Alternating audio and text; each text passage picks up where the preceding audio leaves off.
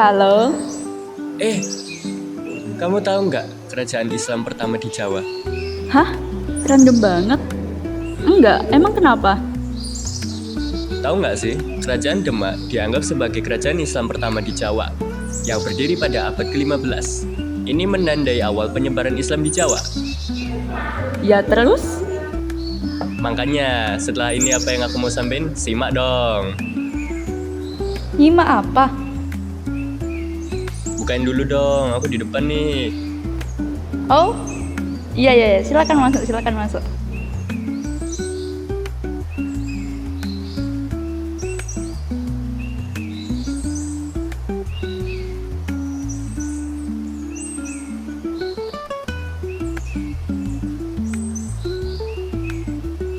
Halo, halo.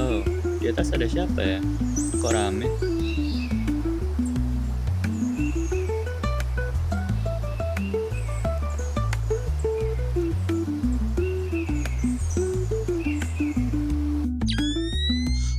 Lah, itu siapa, Dit? Itu viewernya, kita kan juga lagi syuting. Oh, ya sekalian aja kalau gitu. Ayo perkenalkan diri kita dulu.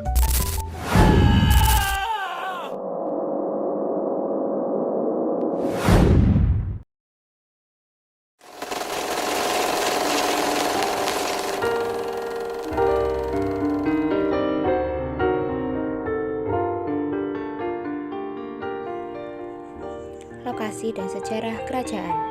Kerajaan Demak adalah kerajaan Islam pertama yang berdiri sekitar tahun 1500 Masehi atau sekitar akhir abad ke-15 dan awal abad ke-16. Kerajaan ini didirikan oleh Raden Patah yang juga merupakan raja pertama di Kerajaan Demak. Kerajaan Demak sendiri terletak di daerah Demak, Jawa Tengah, tepatnya di wilayah Bintoro dekat muara Sungai Demak. Kerajaan Demak juga tumbuh menjadi pusat penyebaran agama Islam. Faktor-faktor yang mendorong berdirinya kerajaan Demak. Yang pertama, jatuhnya Malaka ke tangan Portugis. Yang kedua, pendiri Demak yang masih keturunan Raja Majapahit. Yang ketiga, Raden Patah yang mendapat banyak dukungan dari para wali yang dihormati. Yang keempat, banyak adipati pesisir yang tidak puas dengan Majapahit. Yang kelima, runtuhnya kerajaan Majapahit. Yang keenam, dan pusaka kerajaan Majapahit yang diberikan kepada Raden Patah. Yang ketiga, masa pemerintahan.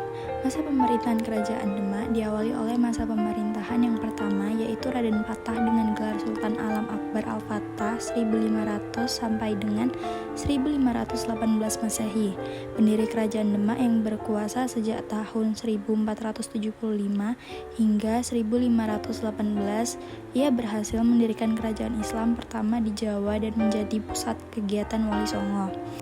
Yang kedua, Adipati Unus 1518 Masehi sampai dengan 1521 Masehi, putra Raden Patah yang melanjutkan pemerintahan setelah ayahnya. Ia dikenal dengan kebijakan dalam menjalankan politik ekspansi dan memperkuat perdagangan di Selat Malaka hingga Laut Jawa. Yang ketiga, Sultan Trenggono dengan gelar Sultan Ahmad Abdul Arifin 1521 sampai dengan 1546 Masehi. Masa pemerintahan Sultan Trenggono merupakan puncak kejayaan Kerajaan Demak. Ia berhasil memperluas wilayah kekuasaan Demak hingga Jawa Barat, Jawa Tengah, dan sebagian Jawa Timur. Yang keempat, kehidupan masyarakat. Kehidupan sosial di Kerajaan Demak ditandai dengan perpaduan antara ajaran Islam dengan tradisi Hindu-Buddha yang sudah ada sebelumnya. Sistem sosialnya bersifat egaliter, di mana tidak ada kasta dan semua orang bisa beragama Islam.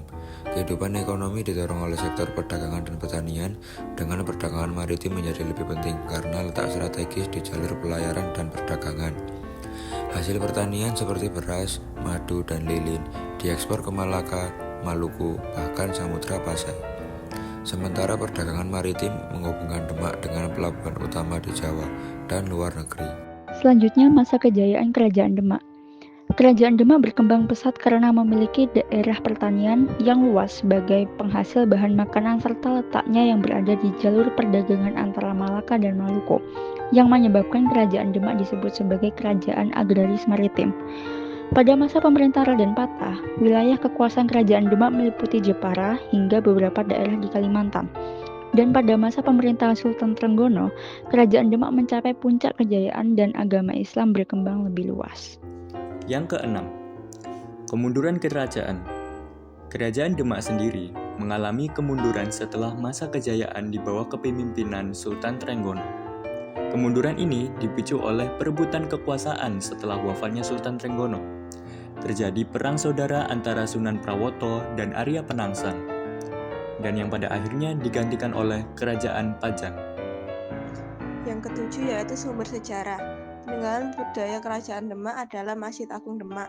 Masjid ini terkenal karena arsitektur bangunannya seperti Candra Sengkala, Soko Majapahit, Surya Majapahit, Pintu Bledek, dan terakhir yang paling terkenal adalah Soko Tatal.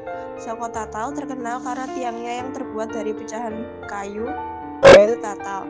Pembangunan Masjid Agung Demak ini dipimpin oleh Sunan Kalijaga.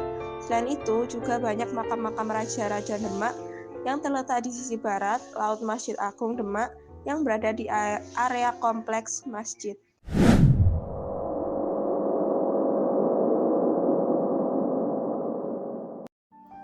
Nah, setelah nyimak, gimana nih? Tahu kan tentang Kerajaan Demak? Iya nih, jadi nambah pengetahuan baru. Ternyata Kerajaan Demak sangat berperan penting dalam penyebaran Islam di Nusantara ya. Iya, bener banget tuh. Kemegahannya juga masih terbukti sampai sekarang melalui Masjid Agung Demak yang dibangun oleh Wali Songo.